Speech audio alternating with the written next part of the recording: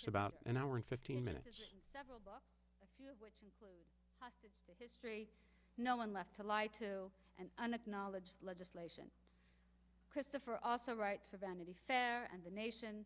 Please join me in welcoming Christopher Hitchens.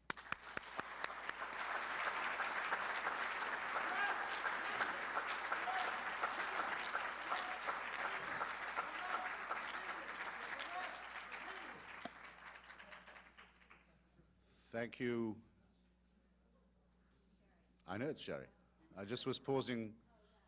I was pausing with exquisite gallantry. Thank you, Sherry, for that kind introduction. Thank you, ladies and gentlemen, for coming. It's kind of sad that on a beautiful evening like this, there are so many Bostonians with nothing better to do. But on the other hand, it's kind of flattering that this number of you would prefer me to the Red Sox.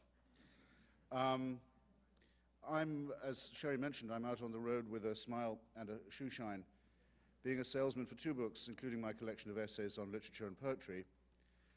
And I was recently in that capacity at Beloit College in Wisconsin. I don't know if any of you have ever been there. It's excellent. There's always somebody.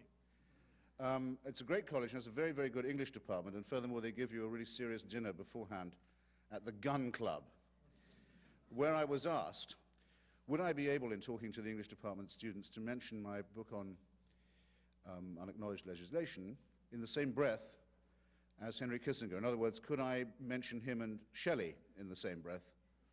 Since, as some of you will already have guessed, the title of the first book is a straight lift from Shelley's essay in defense of poetry. And I thought, no, I don't think I can do that. I probably shouldn't even think about it. There's something profane in the suggestion. But then I did think about it. The invitation seemed like a challenge, and I thought, of course I can. And not only that, I should. And indeed, I curse myself because this could have gone in the introduction to both books and made both of them better. It's this. It's only a couple of degrees of separation. Before he became the magnificent mammal that we all know today, Henry Kissinger was a fairly average member of the pseudo-intellectual think tank academic community. And in that capacity, he wrote a couple of undistinguished books. One of them on the problem of nuclear warfare, which he wrote for the Rockefeller family. The problem with nuclear weapons, he said, was how unusable they were. The solution would be to make them more usable. This is the origin of the term tactical nuclear weapon, the stupidest apposition of words, I think, until nuclear umbrella made its appearance. And a second book called A World Restored, which is a paean or hymn to the short-lived, oppressive, reactionary political settlement imposed on Europe in the aftermath of the Battle of Waterloo and the Congress of Vienna. It's associated with the names of Prince Metternich, of Lord Castlereagh, and of other reactionary politicians of the time who tried to define European stability as a polity that excluded the inconvenient peoples of, say, Poland, Ireland, Italy, Greece, and of course the Jews, and of course the Americans. Anyway, that's one of the reasons it didn't live very long, last very long. And the leading opposition to this was supplied by the poets of the day, notably Byron and Shelley. Shelley had a particular dislike for Henry Kissinger's great object of admiration, Castlereagh. And Shelley, having written a number of poems, wrongly in my view called romantic, against this terrible regime, began a poem with the lines, "I met murder on the way, he had a face like Castlereagh." So there you see it can be done. And bear the lines in mind, and think of this face. I don't know how many of you can see it. This face, ladies and gentlemen. Probably a lot of you are old enough to remember times when it's been told to you as voters and taxpayers that some atrocious course of action is necessary in some obscure corner of the world in order that face not be lost, or in order that face be saved. I have to ask you again to consider how many of you would agree to have somebody bombed or tortured or murdered or disappeared or assassinated to save this face, or that of his equally beautiful patron and friend Richard Nixon, another face which I won't need to hold up to recall to your minds, because the invitation I'm making to you is a serious one, morally serious one. In point of fact, many, many, many thousands, tens, hundreds of thousands of people, good people, people better than this man, people better than his boss, were put to death to save those faces. And I'm here to make the case for the prosecution of those deeds.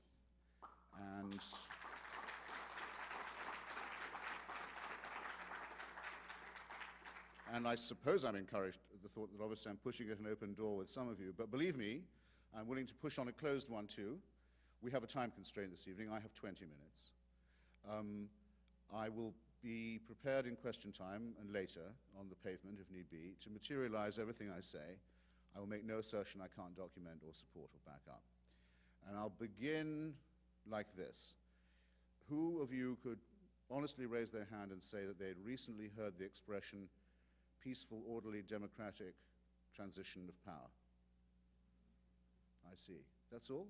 Has no one else recently heard the expression peaceful, orderly, democratic transition of power? Is it fading so soon? I thought that there was a time, doesn't seem very long ago, when you couldn't turn on the radio or the TV without being assured that that's what you were having. You were having a peaceful, orderly, democratic transition of power. Some of you may even have thought, if we're having such a peaceful, orderly, democratic transition of power, why do we keep on having to be assured that we are having peaceful, democratic? If they go on telling us we're having a peaceful, orderly, democratic transition of power, one might begin to doubt that one is in fact having a peaceful, orderly, democratic transition of power. But for all that cynicism, it's no mean thing to be able to say that you live in a society where that is true, where it's you who determine who the government is, and no one is allowed to interfere in that choice. So I'm going to start with the election of 1968, the summer of 1968, when two things were evident. One, it had been concluded by a majority of the American political establishment and by, I would say, a pretty large majority of the American people, that the war in Indochina was, at the very best, a terrible mistake and should be brought to an end as soon as possible. There was a large minority, of which I was one, who thought it was much worse than a mistake, that it was a horrendous crime. But there was a big consensus to wind it down. This consensus, by the way, included Dr. Henry Kissinger, as he then was. But a second thing was happening, which was that the Richard Nixon campaign knew that this was Nixon's last chance to become president. And they evolved the following plan, that they would go to the South Vietnamese military junta in Saigon, led by General Thieu, and they would say to them, they had to do this privately and covertly because it was illegal and treasonous to do it, they would say to them that if they, the South Vietnamese, would withdraw from the peace negotiations that the US government was then sponsoring in Paris, and would time that withdrawal for the eve of the election, that the incoming Nixon administration would give them a better deal, would give the South Vietnamese a better return. The people who did that, Richard Nixon, Spiro Agnew, John Mitchell, have since been exposed for having done it. I have the entire story in my book. This used to be a speculation, a hypothesis in Washington, but then so did the theory that the Gulf of Tonkin resolution was fraud. This story has now moved to the point where it's part of the official record. We actually now possess the FBI transcripts of the bugging to which President Johnson subjected the Nixon campaign while it was doing this atrocious covert action. I mentioned the name Nixon, Agnew, Mitchell. There was a fourth man, Henry Kissinger, who was attached to the negotiations in Paris in his capacity as a liberal Republican. And he was the one who, from Paris, secretly revealed the US government's negotiating positions through a back channel to Richard Nixon, so that in Mr. Nixon's subversion of the election and of the peace negotiations, he always had perfect knowledge from informers.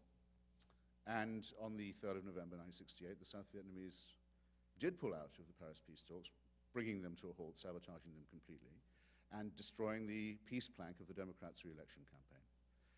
And Richard Nixon duly became a president, and on his first day in office, and on the second time only he'd met him, and the first time he'd ever met him alone, invited Henry Kissinger to be his national security advisor. And Mr. Nixon did not like Jews.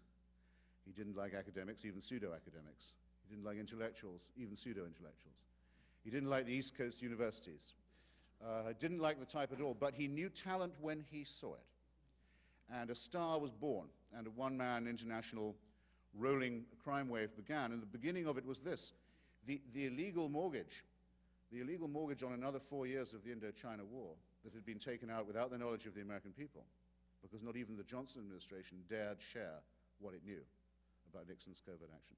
That illegal mortgage had to be paid off, and it was paid off, with 4 to 5 years more of the war, and not just of a war in Vietnam that was already a war of aggression and atrocity, but by extending and deepening that war, expanding it to Cambodia and to Laos, and to heavy further continued bombardment of North Vietnam.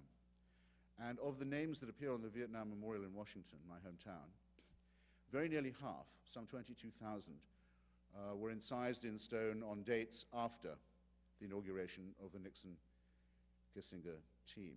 And we would not have the resources to build a wall big enough on which to inscribe the names of the Vietnamese, Cambodians, and Laotians who were killed in that time. I often think we don't even want to know how many there were. And there would be no way, there still is no way of computing the incredible damage done to the ecology and economy and society of those peoples. And that was how the Nixon-Kissinger adventure began. And that's the first item in my bill of indictment.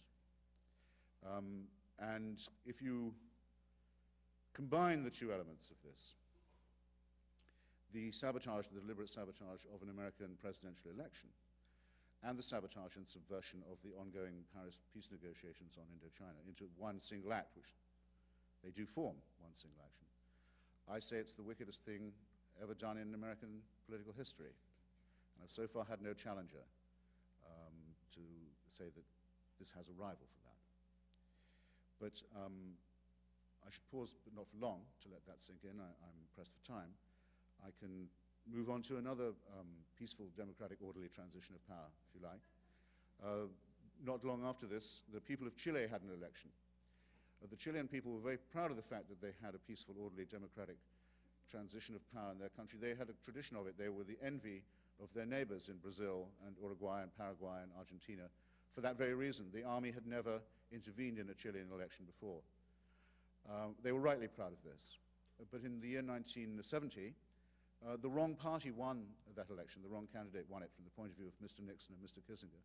And it was decided to find and finance and arm and induce some Chilean officers who would break that tradition and would bring the army into politics and elect a government that Mr. Nixon and Mr. Kissinger would like better. Or, I said elect, I'm so sorry, impose such a government. There was an obstacle to that plan. There were several obstacles, as well as Chile's long tradition. There was an individual named General René Schneider. He was the head of the Chilean Armed Forces. He was a decent conservative officer with a constitutional cast of mind. He had taken his oath to the Chilean constitution, was not prepared to break it. And therefore, it became necessary to make General René Schneider go away, have him removed from the scene. And I have in my book the transcripts of the meetings at which Henry Kissinger, in the chair, arranged for the murder of General Schneider, arranged for the murderers to be found. They chose a gang of experienced men of violence, people with renowned records for violence and political extremism, fascists, actually, to give them their proper name.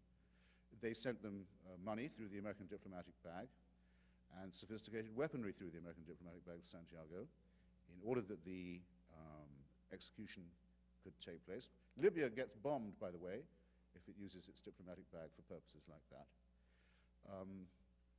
And in due time, the general was shot down in the street. And now we know, we've only known this since last December, when on the initiative of Congressman Morris Hinchy of New York, all the documents were finally revealed to Congress, that the murderers were then paid off with a very large sum of American cash money supplied by Henry Kissinger, and were helped to conceal the evidence of their crime. And this was the opening, this assassination, this murder, and when you read the transcript of the discussions and the planning and the organizing of it, it's like listening to the John Gotti tapes. It's not like The Sopranos at all. It's a cold-blooded, wet job. It's a hit. It's a whack done by this man, this individual, this person, Kissinger. You realize it's only also the prelude to the assassination of Chilean democracy itself, because within 3 years, tactics like that, repeatedly applied, of sabotage, murder, terror and assassination, had produced a military coup which asphyxiated democracy in Chile for nearly a quarter of a century. But the Chilean people are back now, and they are instituting inquiries into what happened to them and to their chosen leaders and to their society. And as a result of this, on Memorial Day this year, I'm talking about 3 or 4 Mondays ago, in the Ritz Hotel in Paris, Henry Kissinger was hit with a summons by a French judge, Judge Roger Leloir, who is investigating the disappearance of 5 French citizens who fell victim to General Pinochet's death squads. And Mr. Kissinger, I wish I had been there for this, I'm bound to say, Mr. Kissinger had the summons read to him in translation by the manager of the Ritz Hotel, saw that it required his presence at the Palais de Justice the following day, and ran out of town. Okay? You haven't read it in the New York Times yet because it's not the sort of news that's fit to print. But you will. It isn't in the Washington Post either. It isn't in the Los Angeles Times. It hasn't been on any network. But it is true, and you can look it up.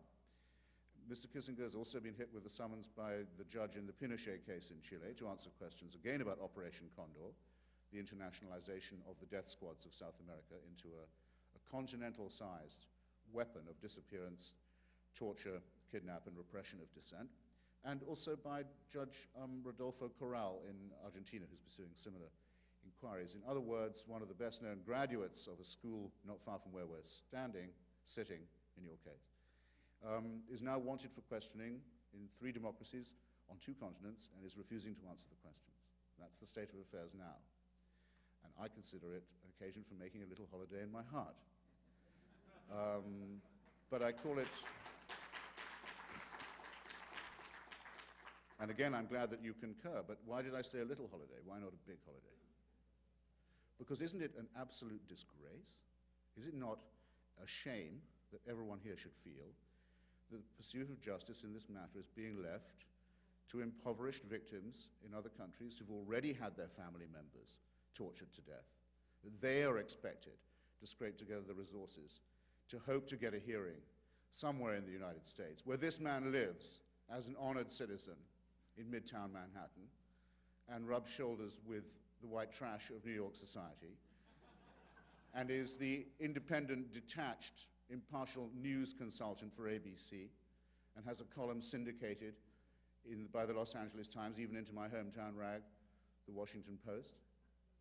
And there's no one in the United States who's prepared to serve a summons on this man. There's no one in Congress to say it's our responsibility to seek justice here. Does the United States not go around the world insisting on the speedy delivery of other war criminals to instant justice? Aren't we indeed delighted to see that Mr. Milosevic was finally collared today? I certainly am.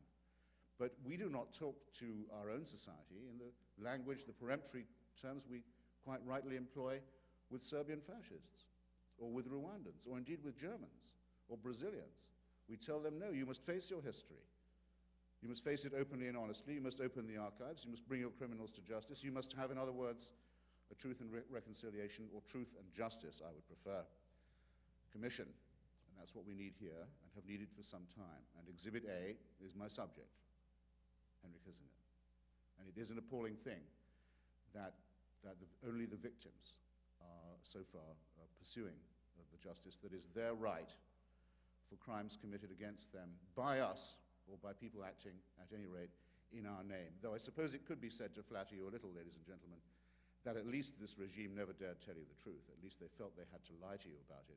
But that's why this campaign is also one for historic truth and for open government, as well as for justice. In other words, it's high time it was taken out of my poor hands. The stakes in this are very, very high indeed. Would you like some more orderly, democratic, peaceful transitions of power before I close, or before I pause, at any rate? All right.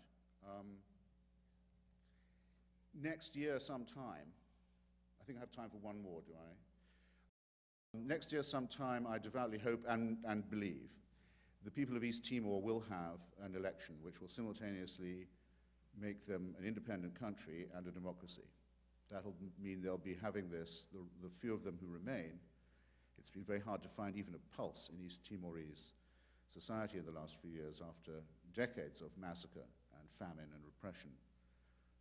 But Indonesia has now evacuated the territory. Now they are having an independence election, and they're being shepherded to independence under UN aegis.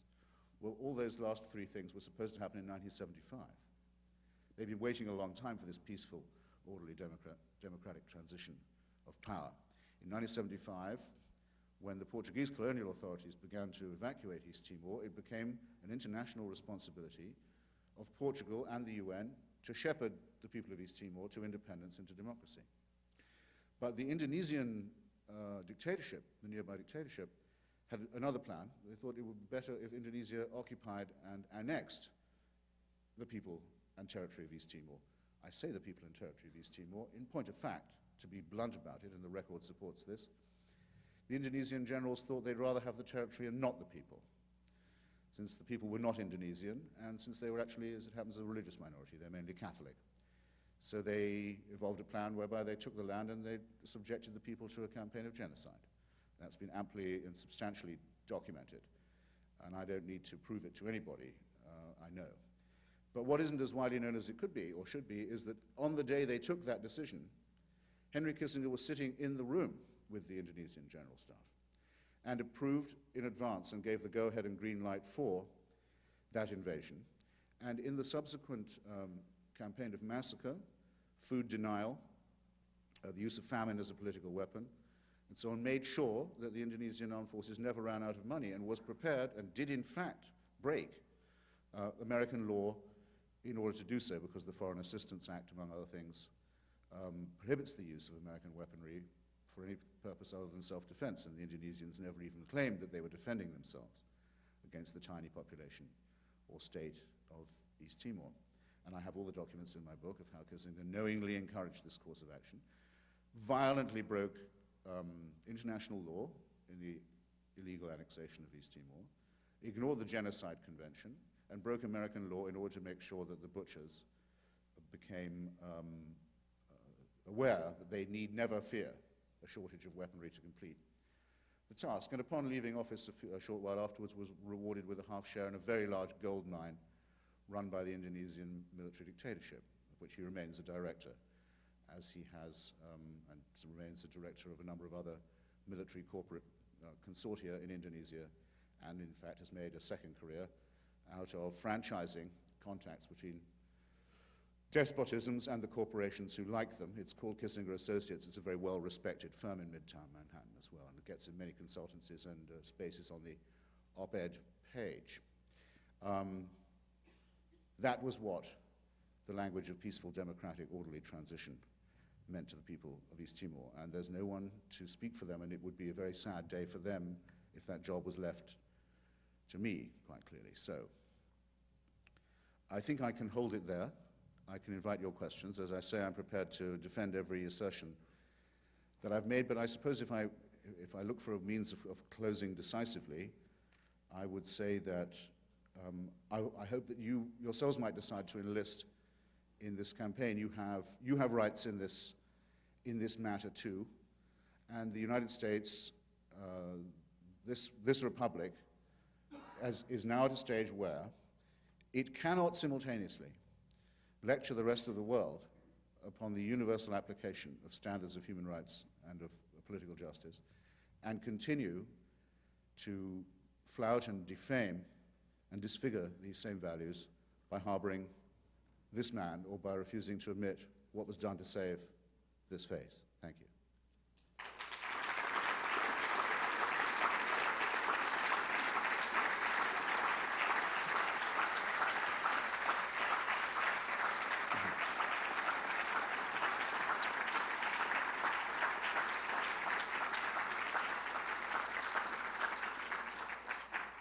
Thank you again. I'm at your service now. It might perhaps be thought invidious if I pointed to questioners, in that I might, for all you know, have brought members of my family or... So would someone else would you perhaps point to recognized questioners?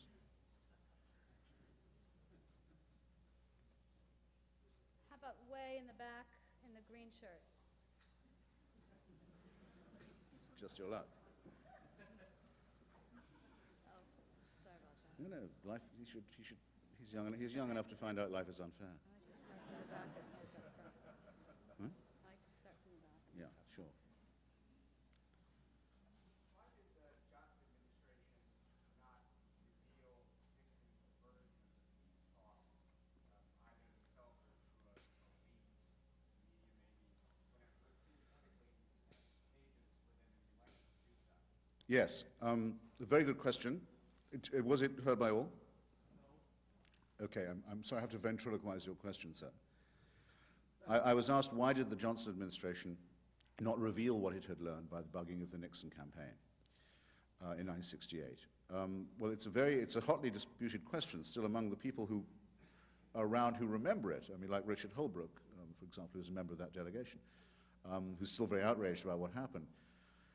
The best clue, I think, is in the memoirs of Clark Clifford, who was Johnson's right-hand man at the time, and wrote one of the first published accounts of the thing, though we didn't then have the FBI transcript. Johnson didn't want to admit that he'd been bugging the other candidate's plane. That's one thing. The other thing, but I think it weighed even more with people like Clifford and also with Hubert Humphrey, who feared two things. One, it could look like dirty pool on his part, but two, you have to remember, that year, a large number of citizens had in effect seen through the government. I mean, there was I remember it, myself and some of you younger people will have read about it. There were riots in the streets and on campuses. There was the feeling that not just an appalling thing had been done to the people of Indochina, but a terrific rape of the American Constitution had taken place, that Congress had been lied to, that the system was breaking down. Well, if they knew what the Nixon gang was up to and had been doing, and how easy it was to continue to make end runs around democracy, what might have been the harvest? In my opinion, this, by the way, will hold true in all cases. What unites both major parties is much larger than greater and tighter than what divides them. What would have been at stake here was the survival of the consensus itself, and they weren't going to make a move that would have done that. But Nixon did later try, when he himself was caught bugging the Democrat headquarters, did try to use it as blackmail to prevent the release of the tapes. But it didn't work, because he was then told by Johnson and his heirs, if you do that, we will tell the American people what we were bugging you for. And that's in the Haldeman diaries. And that is, in my opinion, one of the reasons why Henry Kissinger urged Richard Nixon to burn the tapes rather than surrender them under subpoena. Remember what this guy has done to your country as well as other people's. Bear that in mind. You have a reckoning with him, too. How about right to your, yes, this gentleman. No, right behind you. We'll get him. Responded to you somewhat. Among the things he has said about you is that you are a Holocaust denier, which you are not apparently. Could you speculate as to where he got this idea and tell us why it is that you have threatened lawsuits against Kissinger for his remarks? I always thought you had been a defender of free speech to the max, in the mode of a Noam Chomsky, for example, To be sure. who defends vicious lies as free speech to his credit. Why aren't you in the same camp as Mr. Chomsky? Well, it would be impertinent of me ever to put myself in the same category as the Duke of Lexington, but I perfectly understand the grammar of your question. Here's my reply. You're kind to say that apparently, or in other words, I don't appear to be someone who doubts the occurrence of the Holocaust. I could secretly be one. I mean, there's no way I could. But there's no reason for anyone to say that I am. And those who do say it at their peril, because it is a very gross defamation, and it's also an attempt to change the subject away from the question Mr. Kissinger was asked, which was what is your response to Mr. Hitchens' allegations? That's the first mistake he made, was to make it too obvious he was trying to change the subject and to change it in a hysterical way. The second is he pissed me off.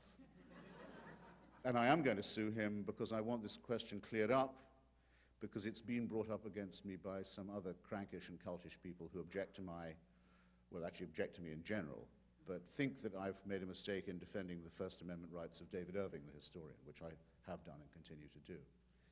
And so to your closing point, I'm a First Amendment absolutist, of course. I don't want Kissinger to stop saying it, and I have no means of imposing prior restraint on him. He can carry on saying it, for all I care, as he does all his other lies. But I point out to you that in the discovery stage of a libel action, it will be possible for me to show that he is a habitual, pathological, consistent liar. And I will bring the evidence into court that shows that. That's why he's made such a big mistake. And I will say when it's over, he can go on saying that he didn't know anything about East Timor. He can go on saying he didn't know what was happening in Cambodia. I can't stop him doing that, but we will have established, and he'll have had to pay for the fact that these are lies. So it's a blunder that he's made, because he can be deposed under discovery. And that's what I'm considering doing to him.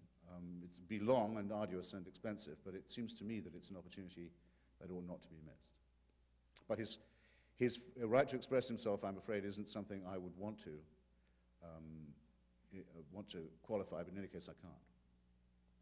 Okay, gentleman in black right here. I have a question your claims, but why, can you explain why the particular interest in Kissinger and events since 1968? My impression, as a non-historian, is that this has been going on from the beginning of this country. And I was amazed to learn something that you probably understand, that in 1778, George Washington ordered what can only be called ethnic cleansing of Indians in the Binghamton area. I was there a few months ago, and they are trying to build a Holocaust memorial because, and I looked up the documents in the library, and in Washington's biography, he actually sends to his General Sheridan or whoever it is, or Sullivan, an order to clean out the Indians because they're interfering with the war effort, and he did. Now, why suddenly an interest in Kissinger and events since 1968? Was the question heard audible? Yes. Well, I'm going to tread carefully and not be accused of denying the Iroquois Holocaust. But I think the question must have become obvious, the answer must have become obvious to you even as you were speaking. There's no way of putting George Washington on trial. Okay? That must have struck you. Okay?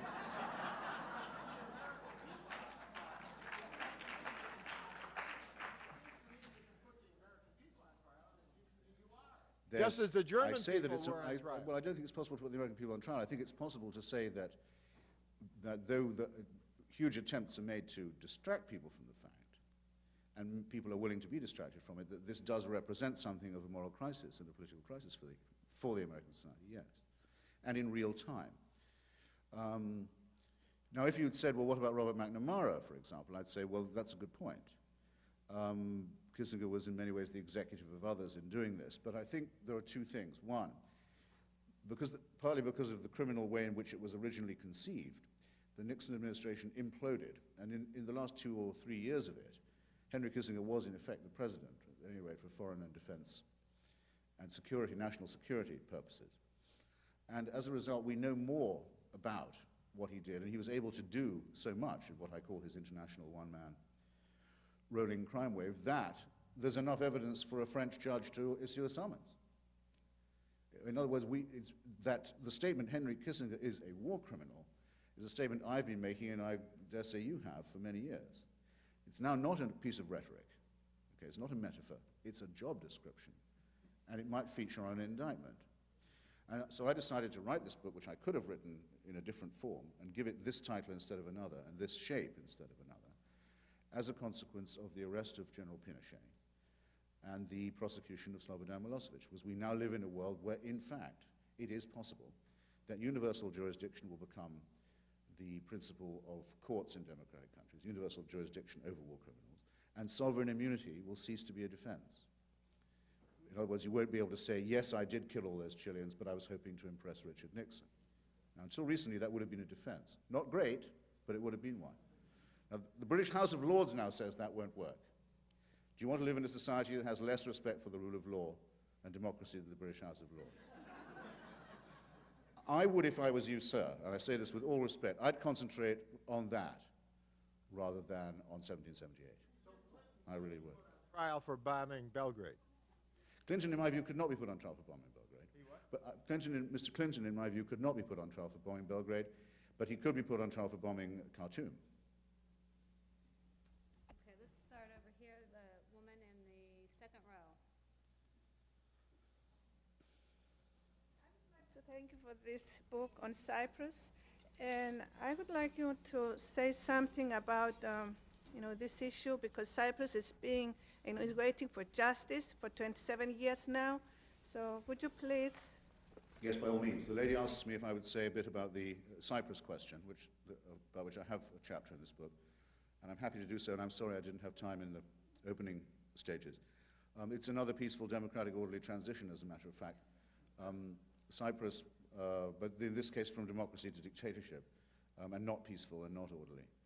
It's another transition, though. The island of Cyprus, which had been independent, former British colony, predominantly Greek in ethnicity and language and religion, since 1960, was the envy of the military dictatorship which, with American connivance, governed Greece from 1967. The Greek military dictatorship wanted to annex the island of Cyprus by force.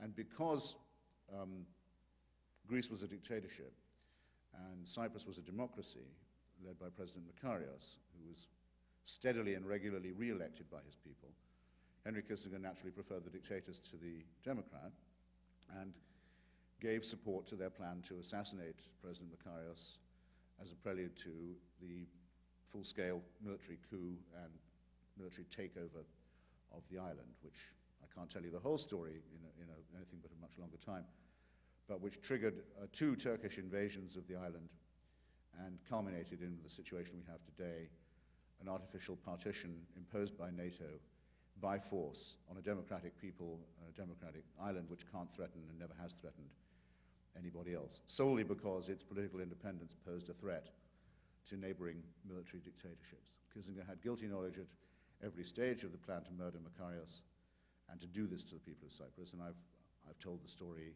in a book I wrote some years ago about the subject. It's actually how I first got interested in him.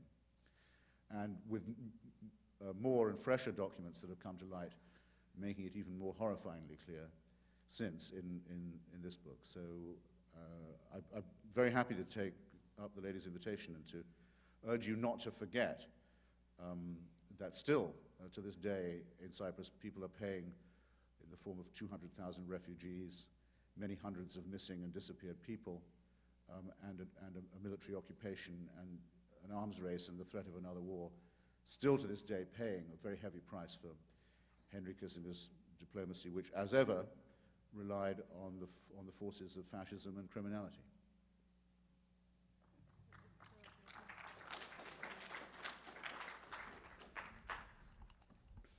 I dare say you or the forces of justice may have Kissinger a little bit on the run in this country as well, judging from the fact that just two days ago he canceled an appearance that was to have taken place in the same series. And no one is quite sure why, I don't think, but I have my suspicions. My question is, and I don't know if you write about it in your book, but when Kissinger was at Harvard, he had the habit of writing letters to the local office of the FBI, at least some of this is a matter of public record, informing, quote unquote, on supposedly suspicious colleagues. And I wonder if you're aware of this propensity that Kissinger showed before he became better known, and if you could talk about perhaps what this may have presaged in terms of Kissinger's later behavior. Well, to the first observation, this is the second time I've been to one of his hometowns and failed to meet him. I was invited by a group of people in Washington, Connecticut, where he lives, to come, people I didn't know, but when they heard that he was to be made the luminary of the local library in a ceremony, they invited me to give a reading at the Hickory Stick bookstore across the green. And I said yes, and Kissinger pulled back. He went back inside his compound and wouldn't come out to play. In fact, that left the library committee. Washington, Connecticut's full of weekend New Yorkers who like a bit of culture, and they like to raise funds and have dinners, but they were left without a luminary for the dinner, so they asked me, since there wasn't another visiting author on the scene.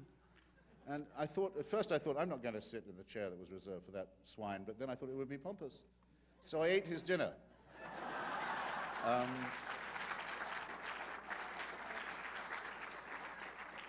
And I must say, I candidly don't believe that a man like this with a publisher like Simon & Schuster would put the Harvard bookstore to all the trouble of booking the Charles Hotel, giving out tickets, making publicity, and to discover at such short notice that he had a scheduling conflict. I'm sorry, I don't believe it. It's too rude a claim, it's too crude a claim to make to be believed, even from such a man.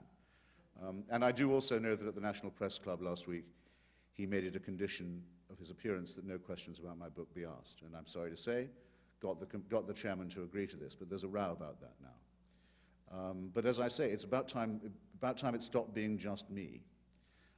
Fun though this is, and I'm sure we will one day meet. That he was a rat and a snitch doesn't surprise me in the least. I didn't know it. It wouldn't make much difference either to my book, because this book, you'll see, is reassuringly cheap and quite short. If its title was Vile Things You Should Know About Henry Kissinger, I decided not to do that precisely because I don't know when I'd have got through that. There's an enormous, I even say, I give a list of 8 atrocities in the beginning of the book that I decided not to deal with because, revolting though they are, what was done in Kurdistan by Kissinger, for example, what was done with the Shah of Iran by Kissinger, what was done in Lebanon by Kissinger, what was done during Watergate by Kissinger, all these things. None of them, unfortunately, met my standard of Pinochet-Milosevic. And that's the bar I've set, and my last chapter, I'm proud to say, has been proved right. I said there would be people proceeding against him in other countries, seeking justice under the new precedents, and there have already been 3, and I can promise you there will be more. He's never, I make you this promise, he's never going to hear the end of this. From now till the day he dies, he's going to be haunted and harried by this.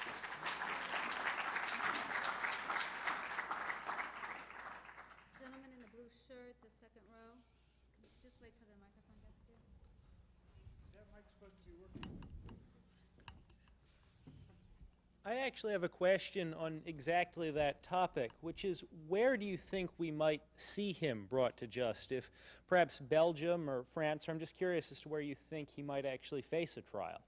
Well, I know, and I say in my book, and I have a tape of him having a very anxious conversation with his publisher about where he's able to travel now. He doesn't travel without taking legal advice. And obviously, it isn't always that good, the advice, because he was obviously told he would be safe to go to France for Memorial Day, and he wasn't.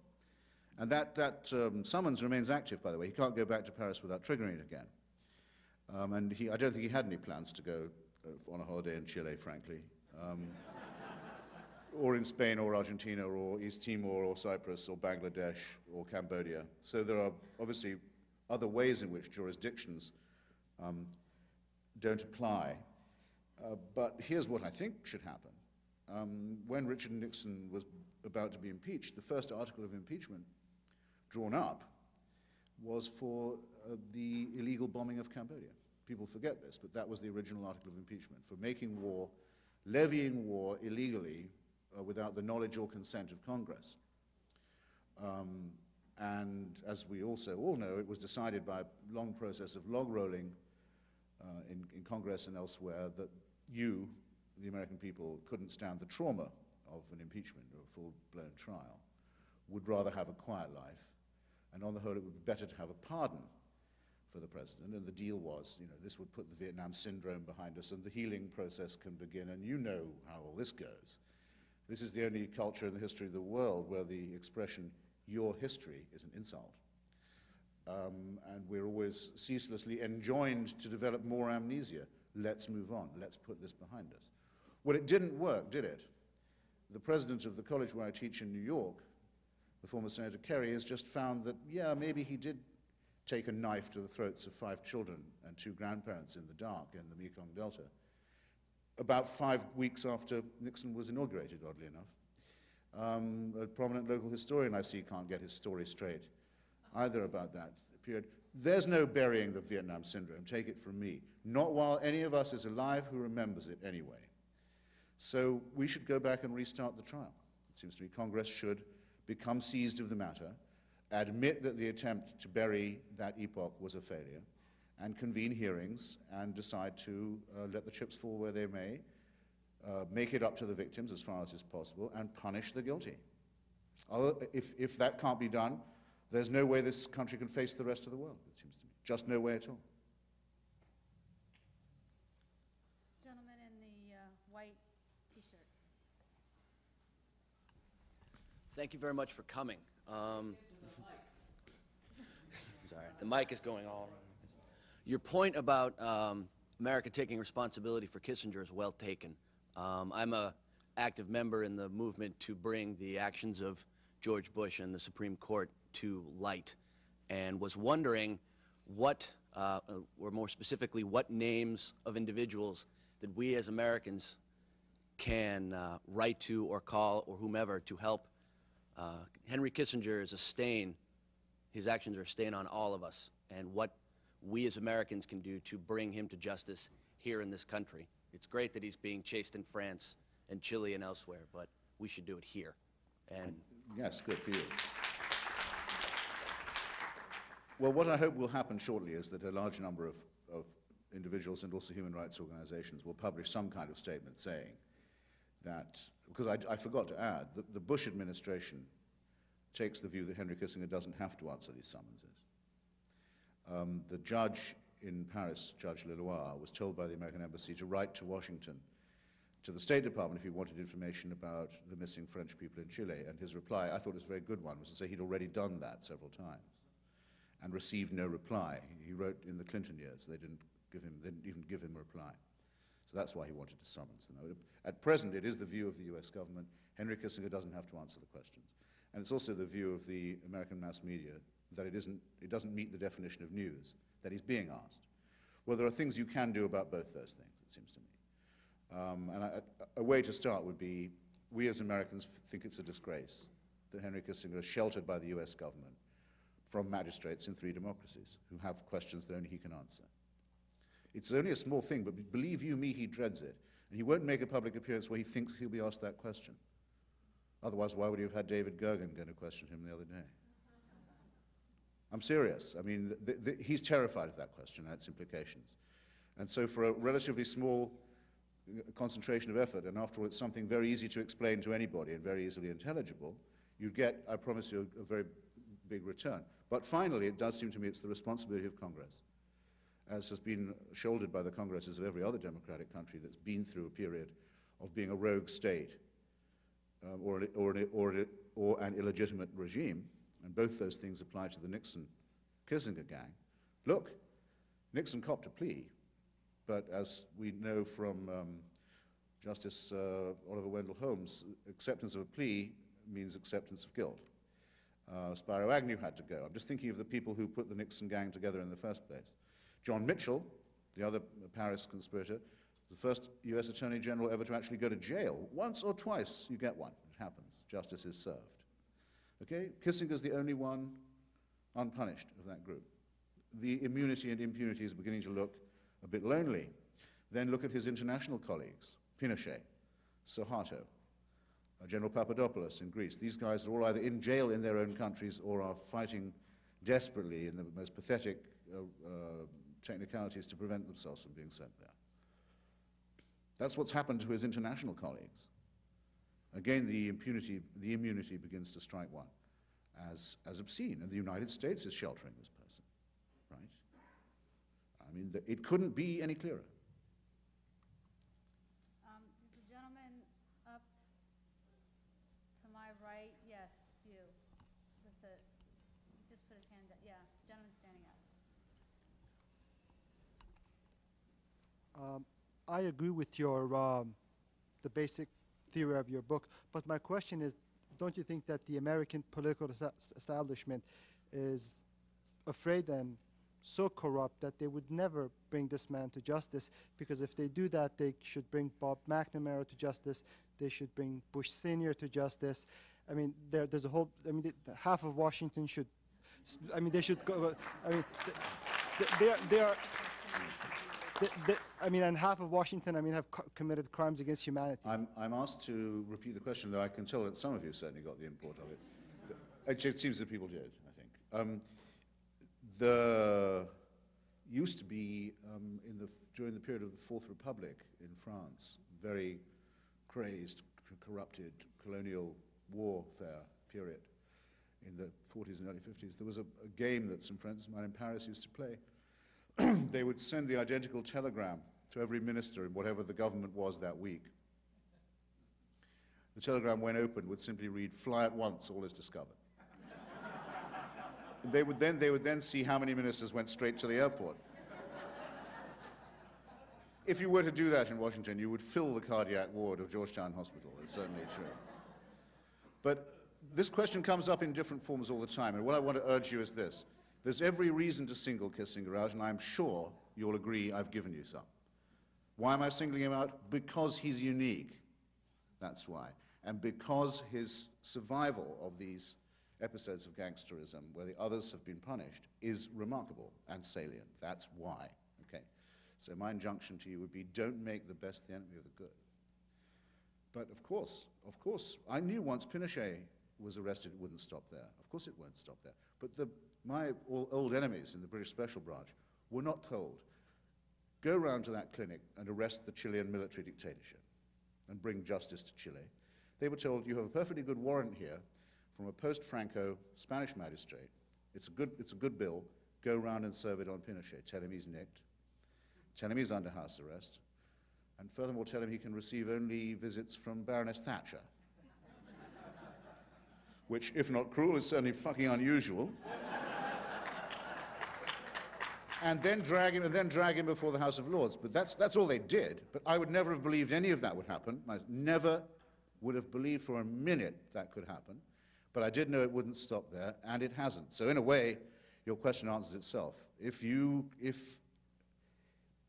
don't consent to live in a banana republic, right? If you don't just think you're a spectator and a consumer, but if you're a citizen, and if enough people do demand that justice is done for Henry Kissinger, you can take my word for it, it won't stop there.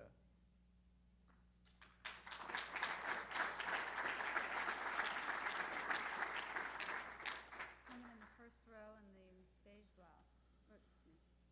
Okay, I have two points. Does it not work? Okay, the first question is, there was some mention made at the beginning when you were just starting, or before you started, about a campaign to bring Henry Kissinger to justice, and it appears there's some organized effort that I haven't heard of within this country. Anyway, that's one question, because people always want to know what they can do. And then the second is just an observation, which I feel I'm taking a risk in saying, but I would just like to request that more women be chosen to ask questions, because I noticed that only 2 have been. I'll exempt myself. Did everyone? No. Very well. The lady asks, was she right in thinking that she may have missed something at the beginning, that I referred to a campaign to bring justice to Henry Kissinger? And if so, what more could I tell you about it? And then she drew attention to the fact that not enough members of the female sex were being called upon to ask questions. Was that a fair précis? If you're right. I am going to skip the second bit because I rather deftly avoided the invidia of choosing the questioners. But you can count on it. Many, many more girls would have been picked if I'd been doing the choosing. It's just that they don't speak up, you know. The second thing is, no, I'm afraid I have to disappoint you. There is no such campaign as yet, but there are what you might call concerted developments in a lot of countries, and they're being noticed by more and more people, and they're being noticed above all by the great man himself. So there's a process going on, but it needs to be much more publicized, and it needs to be much more energetically supported. There's another way, by the way, in which this may become an American domestic matter. And there's another place for you to direct your mail. The criminal division of the US Justice Department now has enough information in its possession to issue an indictment of General Pinochet for the setting off of a car bomb in rush hour traffic in downtown DC, just a few hundred feet from where I live, actually, in October of 1976, that murdered Orlando Letelier, the Chilean exile, and his American friend, Ronnie Moffett. It's still very illegal to let off car bombs in Washington, D.C. at rush hour, even if you don't kill an American citizen. And the question would become this: why has that indictment not been issued? They have the evidence. It is their job as Justice Department to defend us from enemies, foreign and domestic. Why not? If they have the evidence, why aren't they proceeding with it? And second, since most of what was needed to form that conclusion was known within, I would say, about 10 seconds of the bomb going off, but certainly was established within a matter of weeks after it, why has it taken 26 years to get to this point? There must clearly have been obstruction of justice in Washington at quite a high level. There was, too. I'm not guessing. I know what the answers to these questions are. Now, this is quite a grave matter. Is a law and order Republican regime to say that it's all right by them for foreign governments to let off car bombs in Washington, D.C.? Surely that can't be right. What will the Massachusetts delegation to Congress say about that? Don't you think you have a say in it? And if the Attorney General believes he knows who ordered this bomb set off and doesn't say, or doesn't prosecute him, ought the Attorney General not to be immediately impeached? These questions all answer themselves, and they're all for you to ask. And if you want me to say, who would it be who'd been obstructing justice in the Letelier-Pinochet investigation, I can only say, guess. But all this is coming to critical mass too, as are the various fallouts of the Chilean engagement. You know, some of us took an oath when that coup occurred and when our friends in Chile were murdered, and when the Chilean fascists then sent people to murder our friends in Washington, D.C., we said we would never, ever forget this, and we would punish them for it. We'll see it through, and we will. It will happen. I promise you, it will. I was going to thank the woman for making her observation and for taking the risk. So I. Oh, the woman in the orange.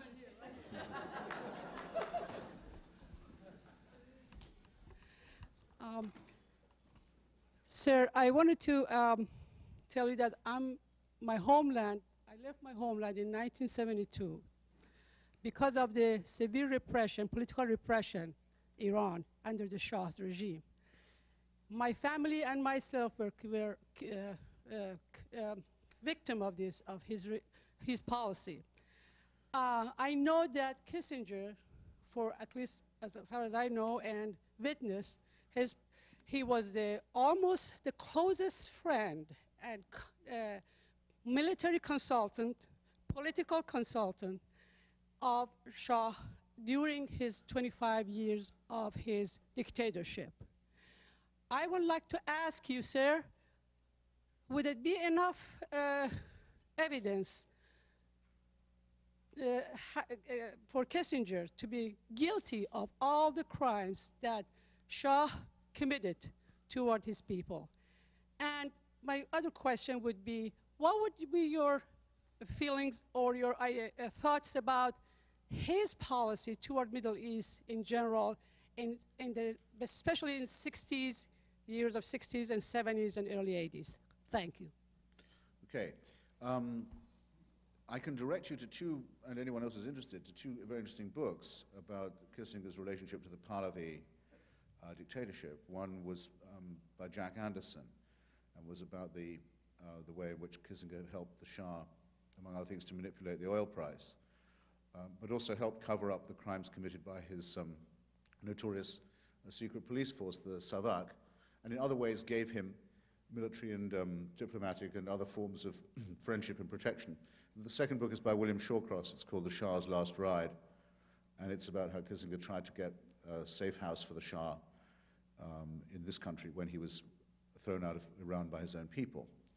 But the reason it didn't find its way into my book, though I thought about it a lot, and I know a certain amount about it, is that I really think, in this case, that was a United States government institutional policy pursued ever since the Eisenhower years by all officials of all American governments and political parties, was that the Shah belonged to the United States, and also large bits of the United States belonged to the Shah.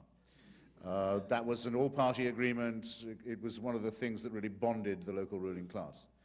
You couldn't very well indict just Kissinger for it, though he was an unusually enthusiastic supporter of the policy.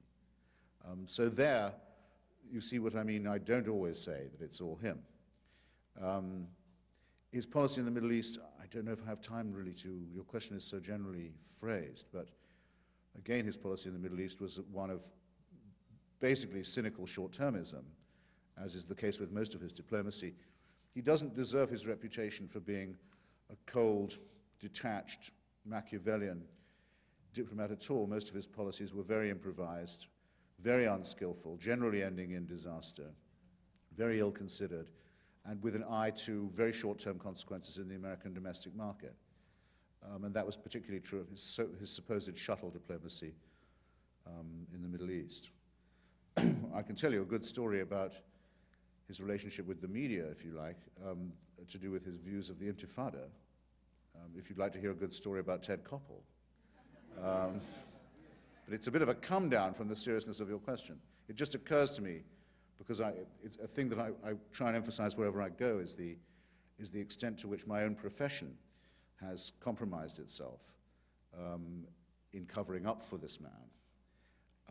I think that's part of the cultural crisis, as is the case with Simon & Schuster, one of our flagship publishers, knowingly publishing fabricated and distorted and falsified memoirs by Kissinger. We now have the documents, some of them anyway, on which he based his book, and we can prove that his scholarship standard is lower than that of David Irving.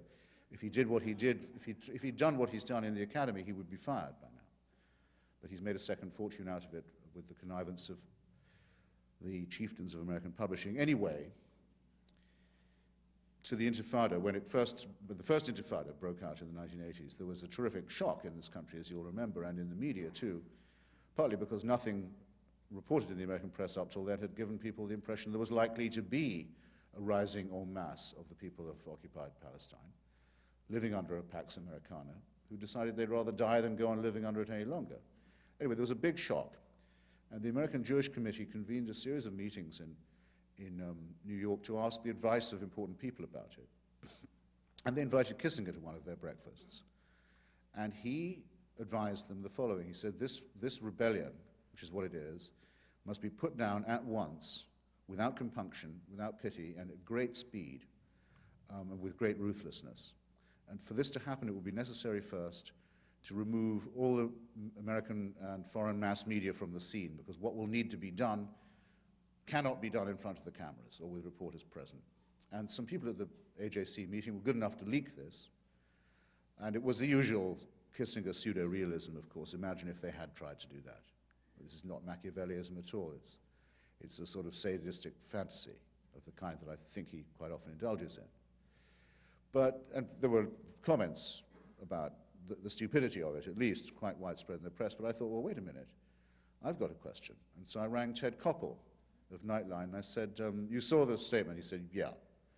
I said, well, I have three questions for you. One, does the man who calls for the physical removal of the American media from a large area of American foreign policy concern still hold his job as your news consultant at Nightline?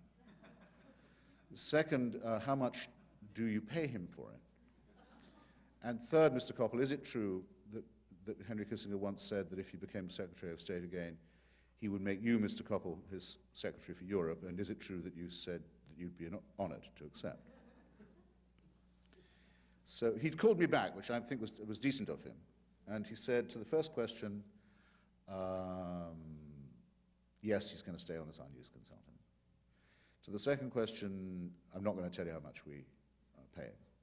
And to the third question, yes, he did say that about making me Secretary for Europe, and yes, I would be very honored to accept.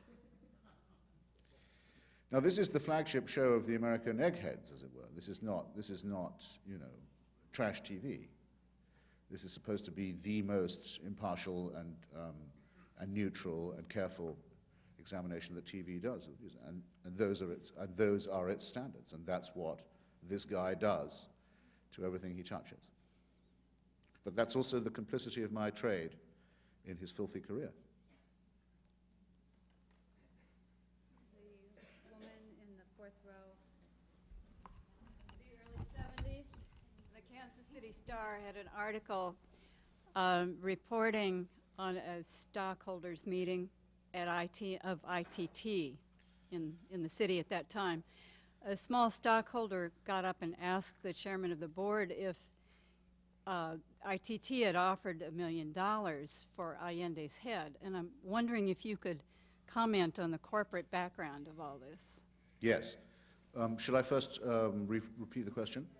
The lady reminds me that there was a report in the Kansas City Star in the early 70s, of a board meeting of ITT, the International Conglomerate of Communications, where a small shareholder had got up and asked, was it true that the company had at one point offered $1 million as a bounty for the removal of Allende from power in Chile?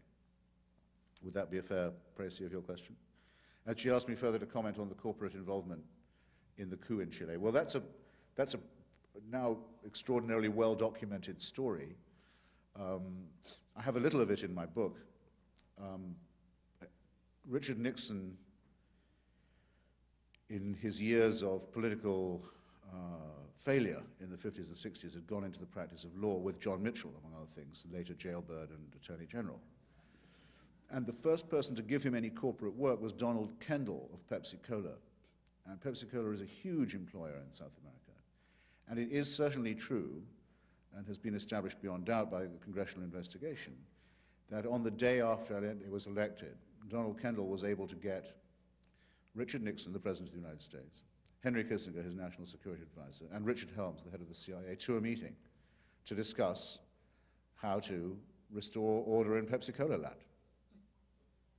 And it was at that meeting that Nixon wrote his famous memo saying there's an unlimited budget for doing this, make their economy scream, bring about a coup, prevent Allende from being, by the way, this was not being elected because he'd been elected. He'd already been chosen.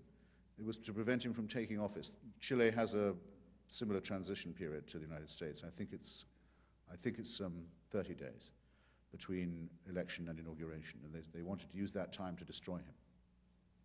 And yes, that was done at the behest particularly of Kendall, but of some other businessmen too, including a man, I think I remember the name as being Janine, who was the head of ITT. But there's, if you can look up Anthony Sampson's history of the corporation if you want to know more. It's the sort of thing that makes you think that Bertolt Brecht was not trying, you know. It's like an absolute Marxism for infants thing, where the huge fat thugs in the corporate boardrooms call up the politicians who they own and ask them to opt for fascism because the workers are becoming troublesome. I mean, that's exactly what happened. Not since United Fruit in Guatemala has there been such a classic case of it, but remember that the banana republic that results is the United States, because the tactics of combining junta with plebiscite, with invisible government and bribery become imported. They come back, the war comes back home, except that unfortunately no one fights it.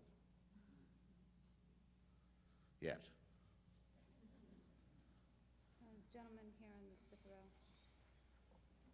Thank you. I was wondering if you could tell us to what degree does Kissinger either directly or indirectly continue to shape American foreign policy?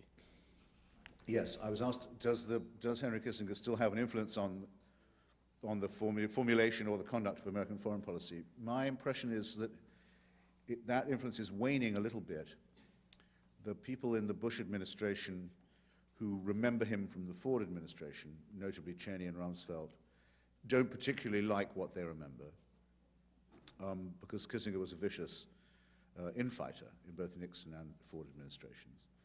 A lot of the Republican right has always thought of Kissinger as soft on communism, which, by the way, he is, and always has been. It was Kissinger who prevented Gerald Ford from receiving the great Alexander Solzhenitsyn at the White House, because it might upset Kissinger's friend Leonid Brezhnev. And of course, it's always been Kissinger who defends the record and successes of Mao Zedong and their right to massacre their own students. So that's why I won't take any red baiting from him, among other things. So there's some of his friends try it sometimes. I'm ready for them. Right wing doesn't like him, in my view, for quite good reasons.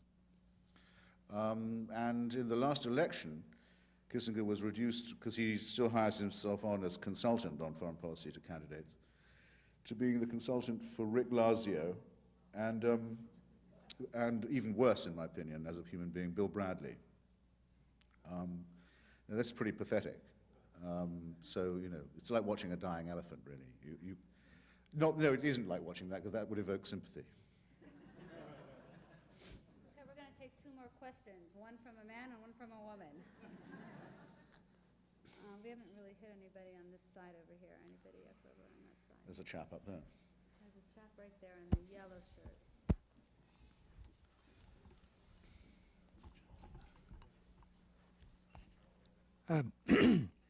Could you comment on a Colonel Goleniewski? He was head of Polish intelligence, later went to the KGB. He defected to the West and provided a vast amount of information, all of which was accurate, according to a statement made when he was cited by the House of Representatives for his contributions.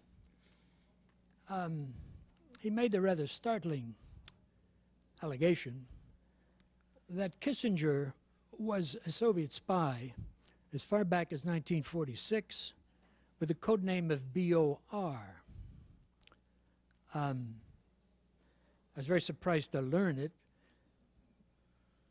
And the only thing I can say is if someone in the House of Representatives somehow supports this man and what he's said, do you have any comments on that? I really hate saying that something comes to me as a complete surprise, that I know absolutely nothing about it at all, that I can't even speculate, and so on, but I have to say that in this case. I also have to be true to it. I have nothing to add. By all means. Thank you. I don't think they got a very good return on their investment if they were, but no, I shouldn't comment at all. One last question.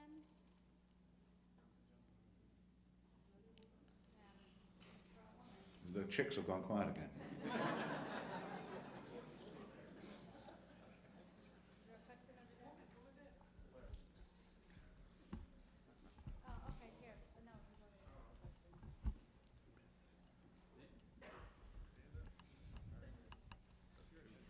It's a small article in the Boston Globe some years ago in the back pages about Dr. Kissinger and one of our local people, John Silber, going to Central America on a fact-finding mission together.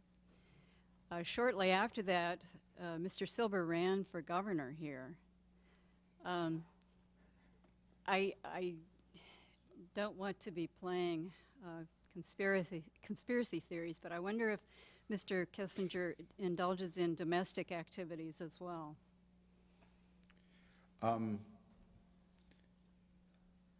When my material on Kissinger first appeared, it was as a series of articles in Harper's Magazine. By the way, those of you who read that, don't get the idea you've read the book. There's much more in the book, and you need your own reference copy. But quite a bit was in Harper's. And John Silber was one of the people who wrote in, because I'd mentioned that Central America Commission. Reagan appointed Kissinger the chair of a commission on Central America, on which John Silber served, and which Oliver North was the security man for and stuff. And it went to Central America and it whitewashed the death squads and the Guatemalan government and all the things you'd expect it to do. But because there were a couple of sort of soggy Democrats on it for balance, there was some recommendations about, well, maybe we should link some of our donations of aid to less death squad activity, stuff like that, bleats like that went in. So Tip O'Neill kind of stuff went in. As a result of which, there was a dissenting minority report saying, the hell with all that, it's soft on communism, signed by Kissinger and Silber, dissenting from their own hardline report. I mean, nothing is mad or cruel enough for these guys. So I had a great exchange with Silber in the correspondence columns about that. And do I think Henry Kissinger intervenes domestically? By all means, I think so. I mean, I think that's very much to the purpose. What Henry Kissinger believes and has learned from the theories of history that he started with and the examples of history he studied and the sorts of people with whom he scraped acquaintance in his academic and political career, that the lessons of dictatorship learned from history and from contact with dictators overseas need to be assimilated and applied to the United States of America. He makes it very clear in all his books that the enemy is democracy. Okay, in particular, it's the enemy to the conduct of foreign policy. But of course he doesn't leave it at that. He wanted the Nixon administration to become a full-fledged authoritarian regime. He wanted it to break the law, have the courage to do so, to destroy the evidence, to face down Congress, and all the rest of it. It's the classic demonstration of what happens to metropolitan imperialist countries. They cannot oppress other people and themselves be free. Some people realize this reluctantly. Some of them deny the realization even when it's presented to them, and some welcome it. And Kissinger is one of the third type.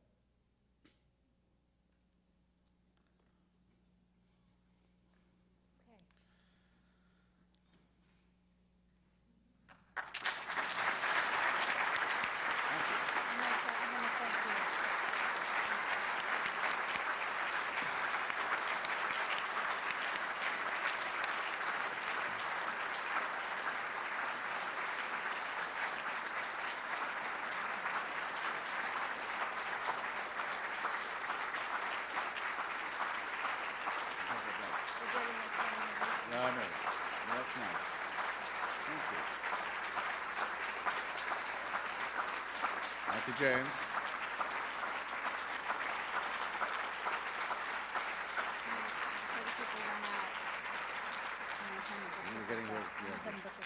I'd like to remind you all that books are for sale outside of the auditorium in the lobby, and I'd like to thank both Christopher and you, the audience, for joining us this evening. Thank you.